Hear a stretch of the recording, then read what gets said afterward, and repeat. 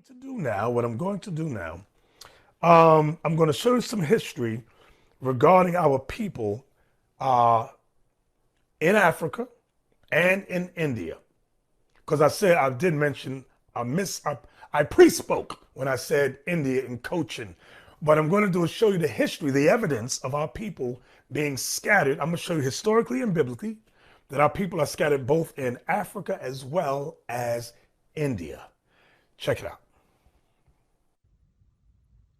The history of the Jews from the destruction of Jerusalem to the present time by Hannah Adams. So the present time is referring to 1818.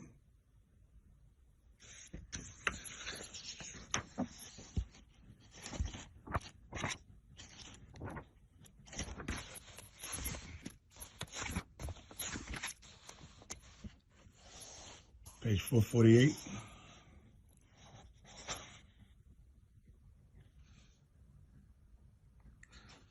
I'm going to start here. Dr. Buchanan, while he resided in India, was assiduously engaged in investigating the state of the inhabitants. The Jews, says he, are numerous in India and reside in a town about a mile distant from Cochin called Jews Town. It is almost wholly inhabited by this people, who have two respectable synagogues. Watch this. Among them are some very intelligent men who are not ignorant of the present history of nations. So there's some very intelligent men who are not ignorant of the present history of nations, which implies that the vast majority are ignorant regarding the history of nations. I'm on page 449. The resident Jews are divided into two classes called the Jerusalem or white Jews and the ancient or black Jews. I want you to see what they're calling the black Jews. The ancient or black Jews. The white Jews reside at this place. The black Jews have also a synagogue here, but the great body of that tribe inhabit towns in the interior of that province. Let's pay attention to this here. This learned author thus proceeds in his interesting relation. On my inquiry into the antiquity of the white Jews, so he's inquiring about the white Jews, they first delivered to me a narrative in the Hebrew language of their arrival in India, which has been handed down to them from their fathers. What you're going to find out is that these white Jews came around the time of the Spanish Inquisition. They were hunting down the Jews that fled from Spain and Portugal. Let me say it again. They were hunting down the black Jews which fled from Spain and Portugal. These white Jews were on a mission with whites from Spain, the King Ferdinand, Queen Isabella. Watch, I'm going to show you later on. Show you.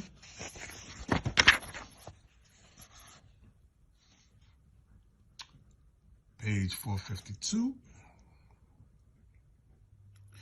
The Jews of Cochin, says our author, loaded him with civilities and gave him a number of entertainments, though the climate had rendered them so swarthy, means dark skin or black, that they were almost mulattoes. So when they say swarthy here, they're saying that these Jews had a complexion that was like a mulatto's complexion.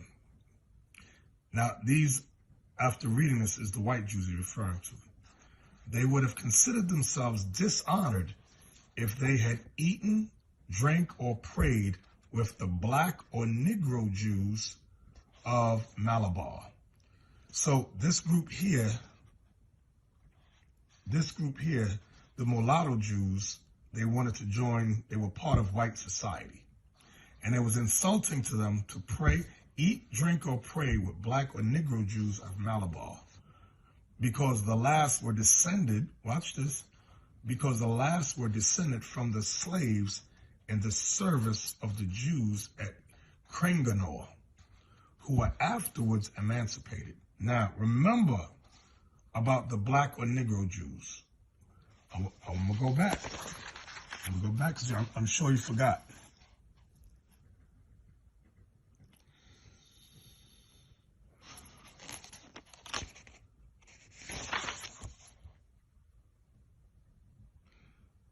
part that said ancient?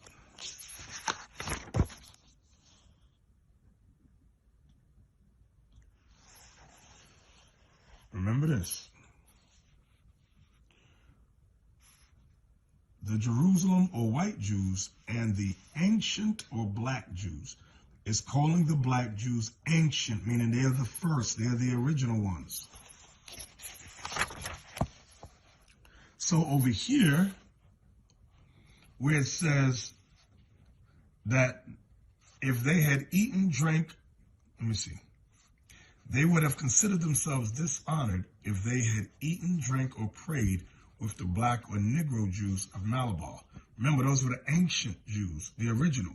Notice, well, look here, because the last were descended from the slaves in the service of the Jews at Kranganor. Remember, the black Jews became enslaved. I'm going to show you that in a minute. I'm going to show you these white Jews enslaved the black Jews, who were afterwards emancipated. The Negro Jews had 9 synagogues, 3 in Cochin, and the others in the vicinity. 453. The black Jews retained the tradition that they arrived in India soon after the Babylonian captivity. This is during the time, what was after the Babylonian captivity? This was during the time of Persia and Media. Okay, remember Queen Esther? Remember that? Remember her? Their Hindu complexion and their very imperfect resemblance to the European Jews indicate that they have been detached from the parent stock of Judea many ages before the Jews in the West, and there have been intermarriages with families not Israelitish. Wow. The white Jews look upon the black Jews as an inferior race and not of a pure caste. Remember, the black Jews were called ancient Jews. Wait, I know you forgot already. Let me go back.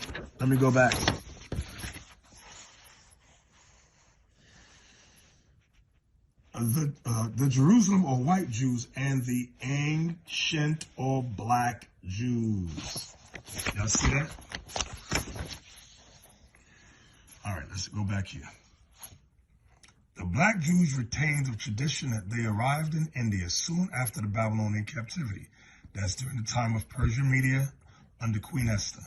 Their Hindu complexion and their very imperfect resemblance to the European Jews indicate that they have been detached from the parent stock of Judea many ages before the Jews in the West, and there have been intermarriages with families not Israelitish. The white Jews look upon the black Jews as an inferior race and not of a pure caste. Remember, the black Jews are the ancient Jews, which plainly demonstrate that they do not spring from a common stock in India. So the white Jews and the black Jews in India do not spring from a common stock in India. The white Jews are converts. Dr. Buchanan observes that the black Jews communicated to him much interesting intelligence concerning their brethren, the ancient Israelites in the East. The Jewish Encyclopedia, the history, religion, literature, and customs of the Jewish people from the earliest times to the present day, prepared by more than 400 scholars and specialists. This was published in 1903. 1903. Not 1803, but 1903. 1903. All right. Have an interesting photo sketch, whatever this is. It says Jews of Cochin. All right, let's go right here. Cochin. State of India. Within the Madras Presidency, the Jews in Cochin numbered 1,142 in 1891 and are divided into 2 classes. The whites, whose complexion is almost as fair as that of European Jews, and the blacks, who, though darker than the former, are not so black as Negroes and are of the same complexion as the Jews of Yemen or Kurdistan. Now, that's not necessarily true based on what we've read earlier, and I'm going to show you some pictures.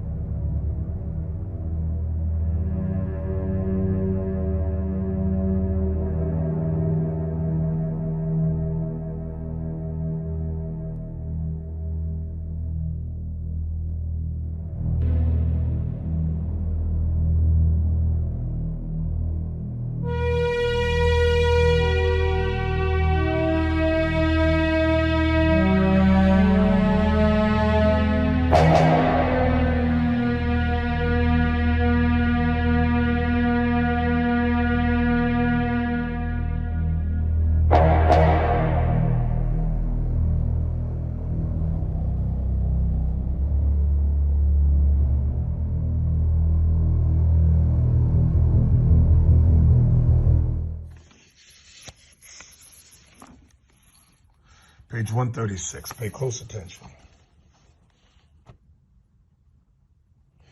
In 1511, they were joined by Jews from Portugal. So you had those black Portuguese that came to India. The Critical Review or Annals of Literature by Society of Gentlemen. This is published in 1783. On page 141, just to prove a point regarding the Portuguese. I'm going to start here. King John II in 1492 expelled all the Jews to the island of St. Thomas, that's in the west coast of Africa, which had been discovered in 1471, and to other Portuguese settlements on the continent of Africa. Okay, let's read on. And from these banished Jews, the black Portuguese, as they are called, and the Jews in Luango, that's in Africa, who are despised even by the very Negroes are descended, meaning the Negroes in Africa are descended from the very Jews that they despised, and the black Portuguese Jews. So my point for going here was that the banished Jews were the black Portuguese. In 1565, I believe that says, they were threatened with the Inquisition by the Portuguese Christians. So the Portuguese Christians during the time of the Inquisition followed the black Portuguese Jews to India, settling at Cronganore. So this is what I was telling you. You had many whites that came to India who were Jews, white Jews, converts, hunting the black Jews down during the time of the Inquisition. Okay? And fled to Cochin, where their number increased so rapidly, so the black Jews' number increased so rapidly in Cochin that the Portuguese historian de Barros, 1496 to 1570, refers to the king of Cochin as the king of the Jews. Asia 234. Watch this. Slavery was formerly allowed in Malabar, and the white Jews could make others slaves. Remember, these white Jews are converts. They came from Spain and Portugal during the time of the Inquisition. Okay, let's read that again now. Slavery was formerly allowed in Malabar, and the white Jews could make others slaves. The native males and females whom they bought were admitted as slaves according to the Jewish law, and even those who voluntarily entered the fold of Judaism were not admitted and treated as strangers of righteousness. So they were not admitted and treated as strangers of righteousness, to what the law of the stranger, but as slaves. Let's go down. Watch this. Even after undergoing these rites, they were not allowed to intermarry with the other Jews, to study the Holy Scriptures, or to wear tzitzits. They couldn't even wear what they called these fringes that they wear today. So again, even after undergoing these rites, they were not, talking about the black Jews of India, were not allowed to intermarry with the other Jews, to study the Holy Scriptures. So they were not even allowed to study Scriptures, or to wear tzitzit and tefillin, unless they obtained a certificate of emancipation from their masters or mistresses. To make this emancipation known to the community of the white Jews, the freed slave went about and kissed the hands of all the Jews of the city. So the black Jews that were emancipated had to go around the city and kiss the hands of all the Jews of the city. So we had to kiss the hands of white folks. You can't make this stuff up. All right. In 1848, the freed slaves asked permission of the white Jews to use the benches in the synagogues. Being refused, they moved within the boundary of the British territory where no distinction is made between masters and slaves. Let's go down. Though they neither eat nor drink together, nor intermarry. The black and the white Jews of Cochin have almost the same social and religious customs. I'm jumping down for time's sake. Among the blacks, there are no Kohanim or Levites, so that they hire impoverished white Jews. So the blacks that had no teachers have to hire broke, poor white Jews of the tribe of Levi, which they're not the tribe of Levi, they're converts, and of the family of Aaron on the occasion when their presence is necessary. So I'm going to go back here a second. How do they assume that these broke, poor white Jews of the tribe of Levi, through so-called DNA? So-called DNA, that's that garbage that that they follow and some of you blacks follow so foolishly. In order to say that you're of the tribe of Levi and of the family of Aaron according to DNA, you got to have Aaron's DNA on file, you morons.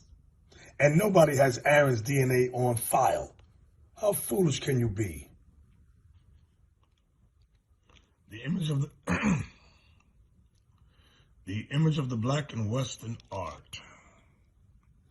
Edited by David Beinman, Henry Louis Gates Jr. I always tell you David Beinman is a racist. Henry Louis Gates Jr.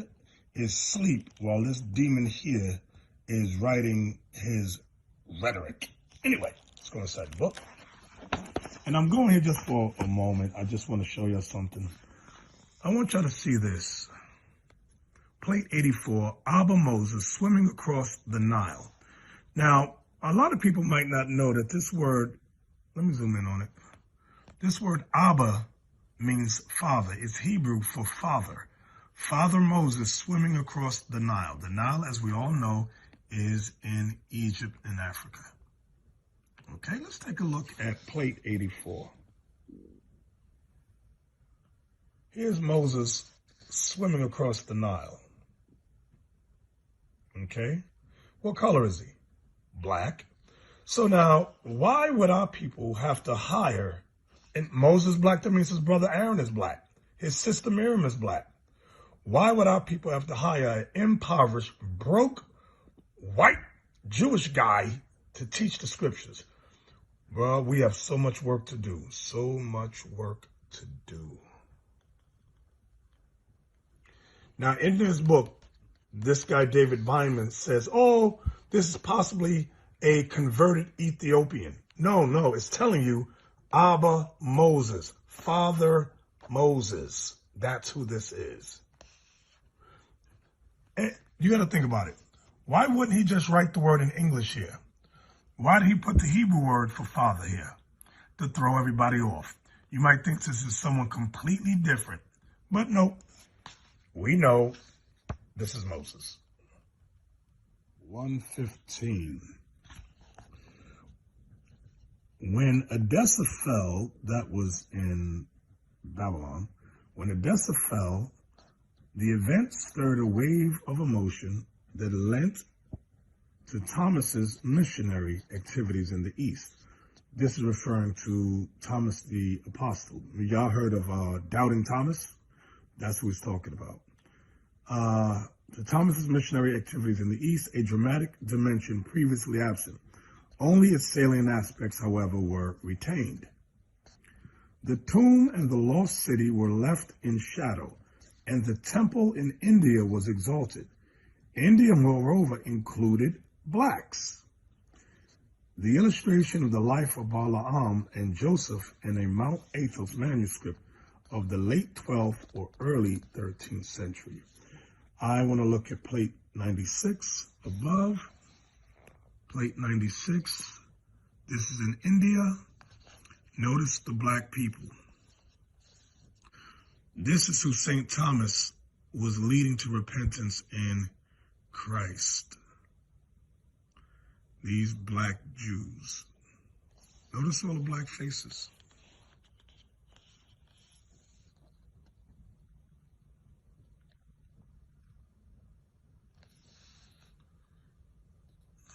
See the legs, black, faces, arms.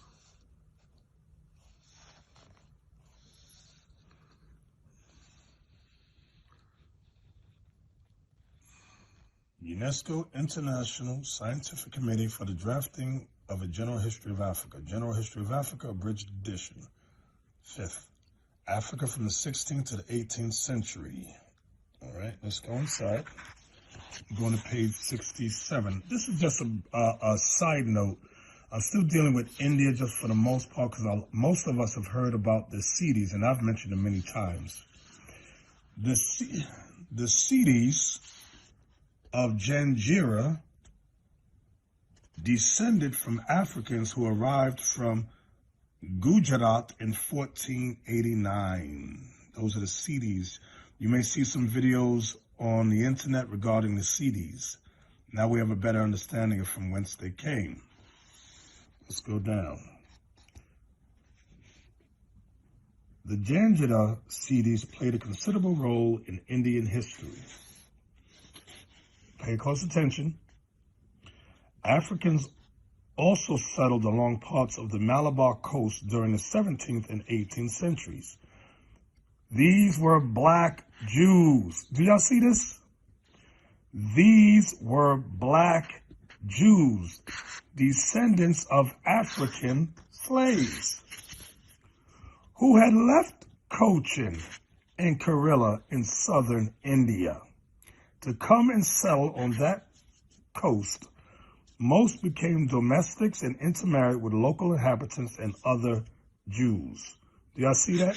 So these Jews of Cochin, Malabar, the cities, were black Jews. Now you'll see many, like in this book, they also go into and tell you that the cities' religion was primarily Islam, but that did not change the fact that these were black Jews. For example, here's a drawing here. Let's see what it says underneath it. Malik Ambar, an African king in India. An African king in India in the 17th century. All right, here I'm going to zoom in on Persian Gulf. And if you notice, the adjacent countries are Iraq, Iran, Pakistan, and India. Iraq, Iran, Pakistan, and India. So although in brief I've been discussing our people being taken or fleeing to India, I'm also going to show you some interesting paintings of our people in Iran. Yahya or Yahya al-Wasaiti ship crossing the Persian Gulf, 1236, 1237. I want you to take a look at the workers on the ship, what color they are. Okay. These are the passengers. Here are the workers emptying water from the ship.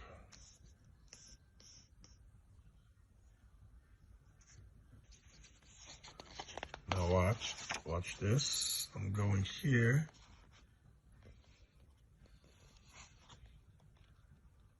Plate 41. Yahya. This is possibly Yahya, but Yahya, since I see the hard A right there. Al-Wasaiti slave market. This is a slave market, plate 41. So blacks are being sold here.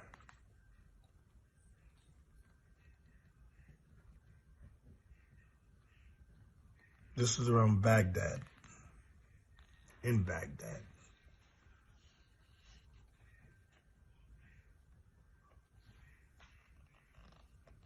There's a servant. All right, let me show you something in the book of Isaiah, chapter 11. I'm going to start here at verse 10. And in that day there shall be a root of Jesse, which shall stand for an ensign of the people. To it shall the Gentiles seek, and his rest shall be glorious. Now, the question is, who are the Gentiles that's going to seek to this ensign? The ensign is the Bible. Christ in the Bible. That's the ensign. But the question is, who are the Gentiles? Verse 11. And it shall come to pass in that day that the Lord shall set his hand again, the second time, to recover the remnant of his people, which shall be left from Assyria, and from Egypt, that's Africa, and from Pathros, that's Africa, and from Cush, that's Africa, and from Elam, that's India and Iran. India and Iran. India, Pakistan, Iran, right along there. Same area. And from Shinar, that's Iraq, and from Hamath, okay, and from the islands of the sea. And he shall set up an ensign for the nations. The word Gentiles means nations. And shall assemble the outcasts of Israel, and gather together the dispersed of Judah from the four corners of the earth. So I want y'all to see that the Gentiles that's going to be gathered are the outcasts of Israel and the dispersed of Judah. Okay? And I focus today on Africa and India and Iran. All right? We used to scream black power while heroin was pushed. But at the end of the day, nothing's in vain. IUIC has been given a vision. The tents of Judah has risen. Many has attempted the mission, minor murmuring, omitting, and missing the mark. Just reading that he had the flame of fire in his eyes gave us the spark. We on Paul's mission. We out on the road, purple and gold, from Mexico, Cuba, Haiti, Ghana, Sierra Leone. 144,000 boots banging, concrete crackling. These are our men repented at heart. The scriptures is proof. IUIC, we deliver the truth.